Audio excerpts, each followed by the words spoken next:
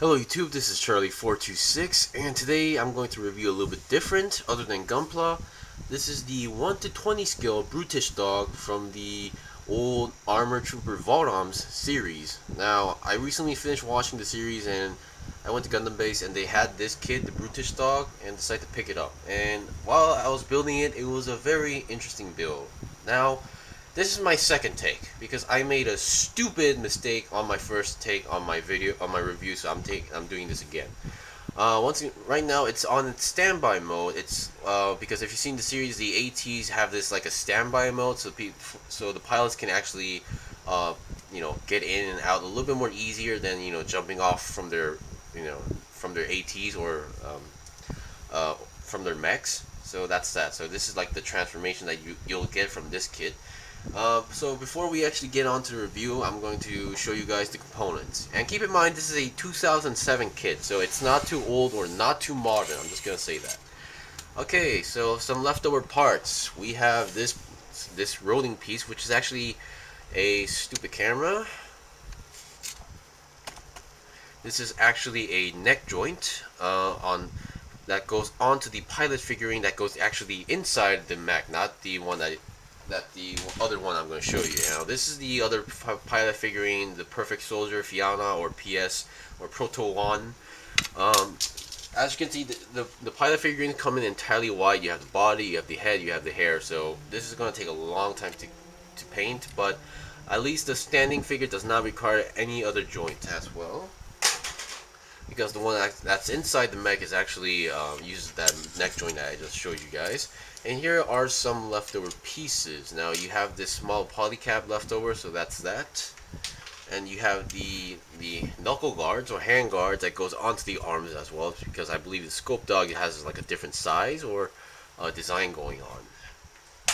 And then you have these parts, which are like the feet, under the feet pieces. I believe the original scopedog has like a smaller wheel and only uses one wheel, while the Brutishdog actually has a bigger version, so the hole is a little bit larger, and you actually and the Brutishdog has another extra wheel on the back, so different feet design, sort of.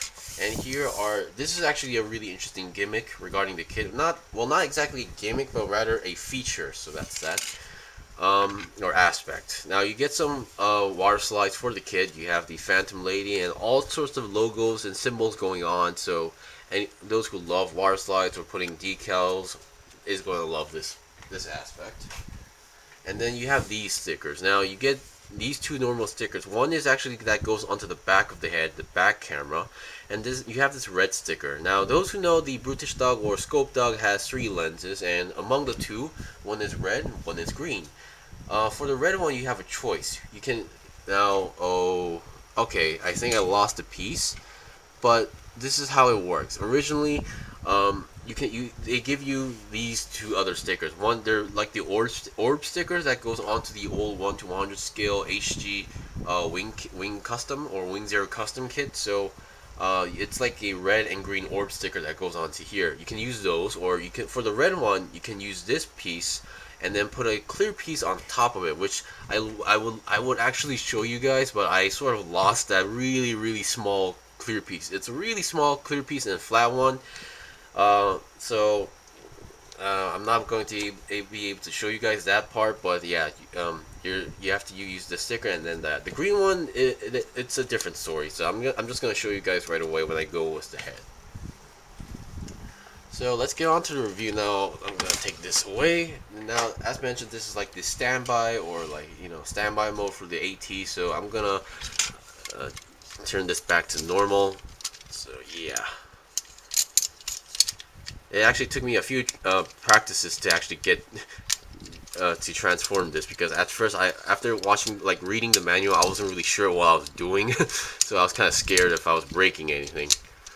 So that's that. Oh boy. The transformation could be a little bit tricky at first, but once you get it, it shouldn't be a big issue. Now, this is a pretty big kit, or should I say pretty chunky kit. So here's the kit itself.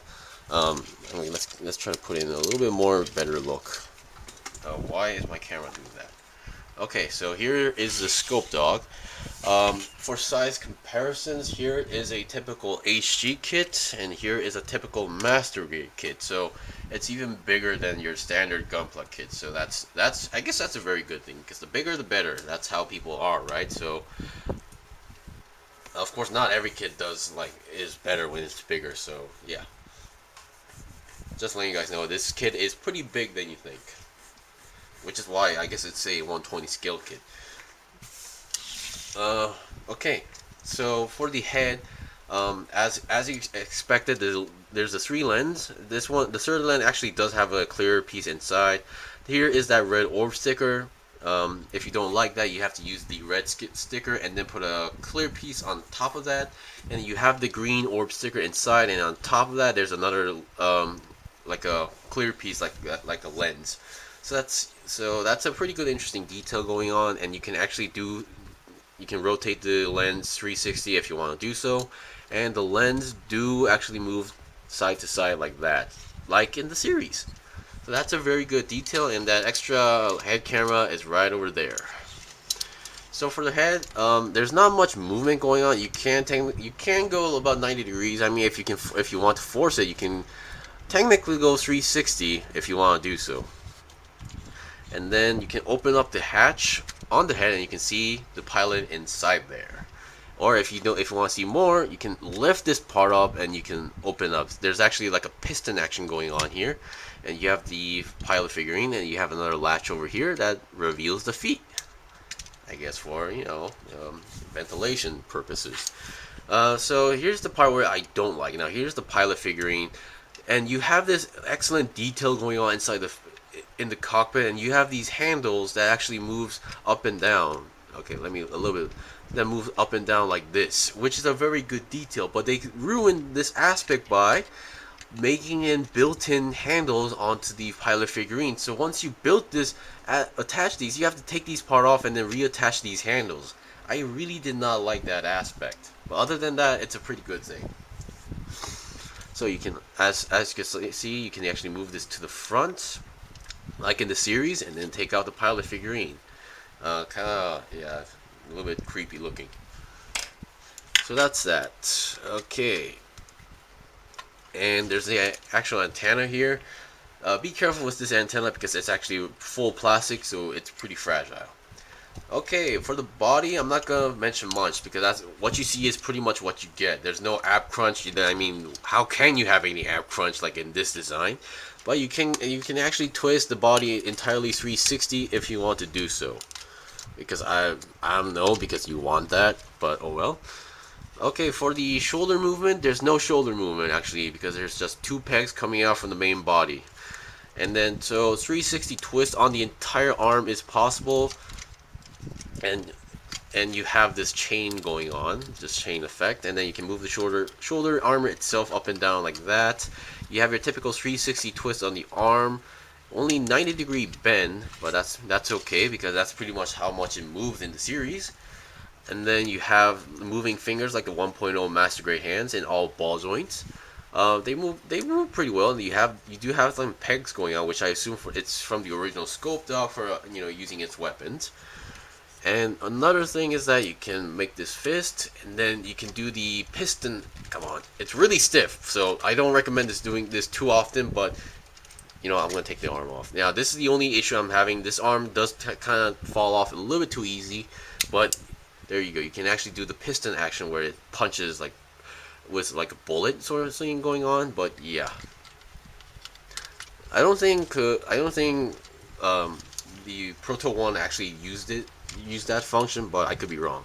But it's really good to know they actually do have this function, so which means the original scopedog does have on both arms.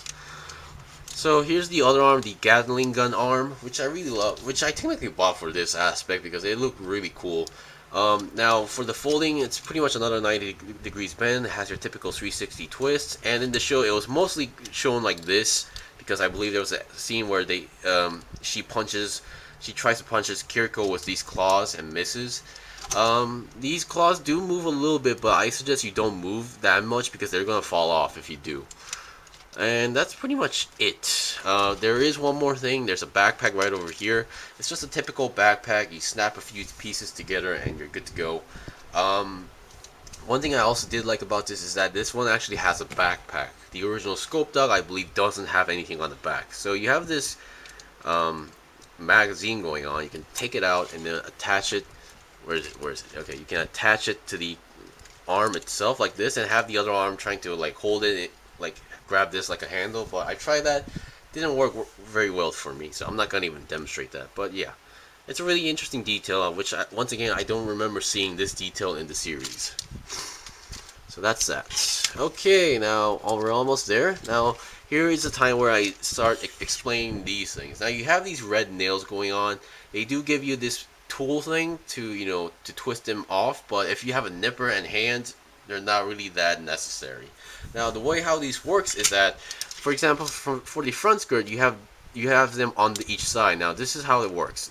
You have the bottom part right over here, and then you put another piece, a really thin piece on top of it, and then there's no actual pegs to hold them on. So you use these nails on each end to make them, to lock them in place. This being red doesn't really show that aspect too well, but in the scopedog they did a pretty good job, which gives out that really metallic, clunky feeling, which you can see. If these were like gray, I guess you would like agree, but this being red, it might not give you the right impression. But yeah, this is actually a really interesting gimmick, which we don't really see in other kits these days. I believe this is the only kit that did this, but I could be wrong. So that's that. For the front skirt, so there's a lot. The front skirt, side skirt, back skirt. I believe there's something that goes onto the inside the backpack, I believe, and then you have on the sides right over here. So it really really shows that how consideration they were trying to go, how much close to the anime they were trying to go for. For the movement of the front skirt, they move a lot. They're pretty wobbly, so they're not gonna stay there in place except for these ones, I guess. For the legs, they can go 90 degrees to the front, and here's the feet. You actually have two wheels, one big one, and this one is a little bit larger than the original scopedog, I believe. So they actually do rotate, and then you have these parts, the nail, or the anchor, which actually, as mentioned, they do let the scopedog anchor onto the ground. No, not scopedog. I mean the AT to the ground, and sometimes they lock them into place, or sometimes they use only one side to do a quick turn while using their wheels. So once again, another interesting detail going on. And oh, another thing is that the wheels are, you don't really see the wheels if you see the side, but if you do this, oh stupid. Now, if you actually move the moving toe of the feet, the wheel actually pops out. The one on the front, of course. So, which is again, really interesting gimmick going on. So it really shows how much consideration they actually put in that. So moving moving inside and moving out. Really interesting. For the bend, there's only about a 90 degrees bend going on. So really basic articulation for the kit itself. And I'm not going to say it's exactly a ball joint, but it does have like a good movement on the feet as well. Side to side, rotation, whatever you can actually expect from the basics. And that was pretty much it for the review. Now, once again, if you've seen this Armored Trooper Votoms series, I know the ending was a little bit weird, but if you enjoyed the series itself, you're going to enjoy building this kit, because some parts, not 100%, but let's say about 60% of the pieces are like undergated. So, numb marks might not be too much of a big problem regarding this kit. There will be some numb marks on certain areas, but if you've been building kits, that shouldn't be a big problem at all. Anyways, thank you for watching the review. This was the review of the 1 to 20 scale Brutishdog from the series. If you guys got any questions or requests, leave a comment below. I still have more kits to buy and build and make reviews out of, so please stay tuned. Until then, see you guys next time!